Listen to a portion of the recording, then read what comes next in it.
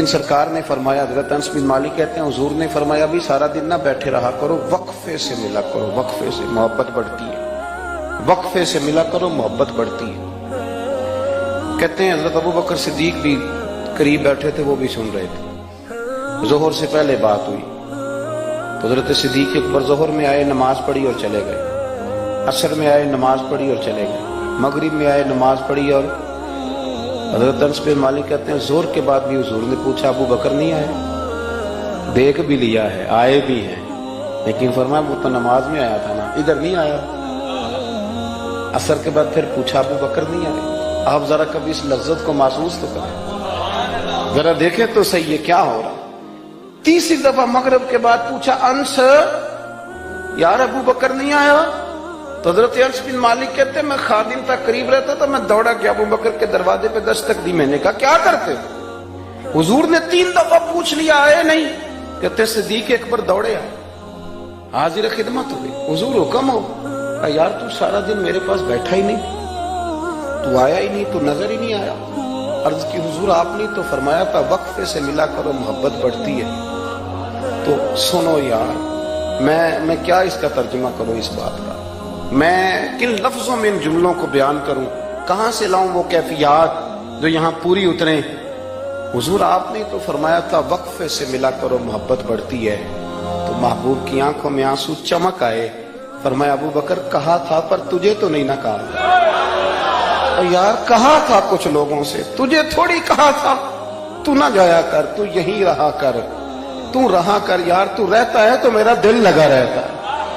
और यार आप समझे तो सही, आप जरा महसूस तो करें, एक बारी मेरी अखियां चों उन्होंने अथरू पूंजे सन, हुण मैनू चस्का पै गया रोने दा, हुण मैनू चस्का पै गया रोने दा, ते हर वेले आहो जारी दा।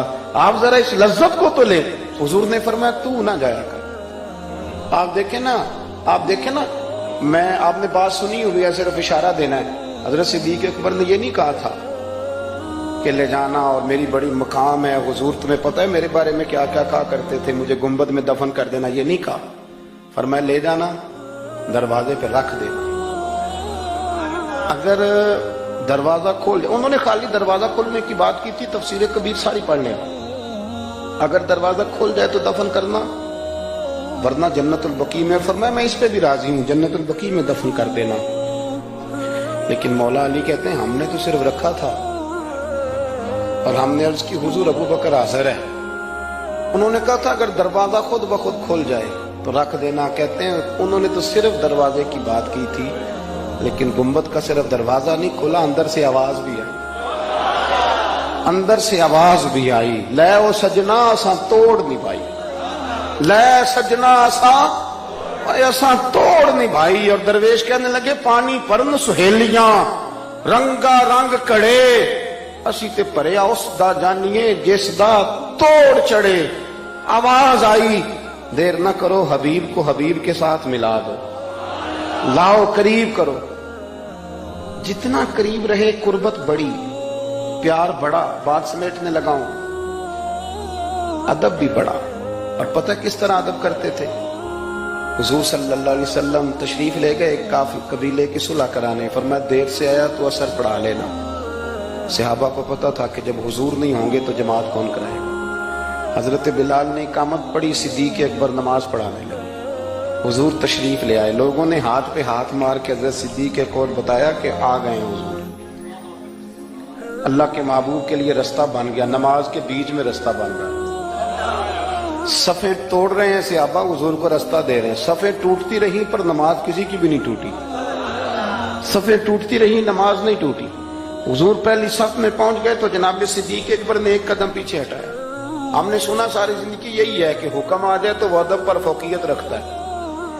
एक कदम हजरत सिद्दीक अकबर ने पीछे हटाया तो हुजूर ने फरमाया अबू बकर नमाज पढ़ाओ। उन्होंने एक और पीछे हटाया, अबू बकर नमाज पढ़ाओ। तीसरी दफा ना हुजूर ने फिर हुक्म दिया तो वो पिछली सफ में आ गए। वो दूर बैठे थे ख्वाजा गुलाम फरीद, वो कोट मिठन में कहने लगे नमाज पढ़ा के मैं तैं वाल वेखा,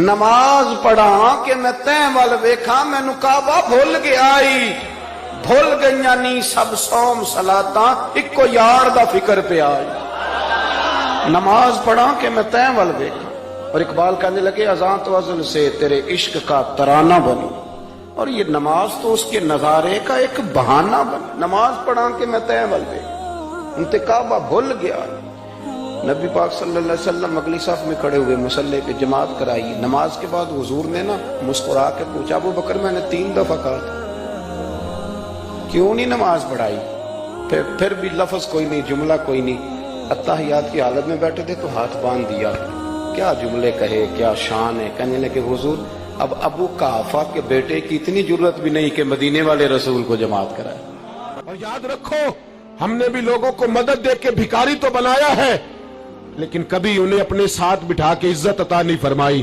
اب بھکاری بنانا ہمیں چھوڑ دینا چاہیے مسجدوں میں بھی ہم غیروں سے مانگتے ہیں درباروں میں بھی ہم دنیا داروں سے مانگتے ہیں ہم چوک اور چوراہوں میں بھی دنیا داری سے مانگتے ہیں اور اسے بھی سوچنا چاہیے جس کے دروازے پہ سوال ہو رہا ہے کہ تو خوش نصیب ہے تیرے دروازے پہ کو لینے آیا حضور میں بھکاری ہوں میرے حبیب کریم صلی اللہ علیہ وسلم وہ محبوب کہ جن کے دروازے سے کبھی کوئی خالی گیا ہی نہیں وہ محبوب جن کے در ایسا کوئی محبوب کہیں ہوگا نہ کہیں ہے بیٹھا ہے چٹائی پہ مگر عرش نشی ہے ملتا نہیں کونین کو کیا کیا تیرے در سے ایک لفظ نہیں ہے جو تیرے لب پہ نہیں ہے اور اعلیٰ حضرت فرماتے کون دیتا ہے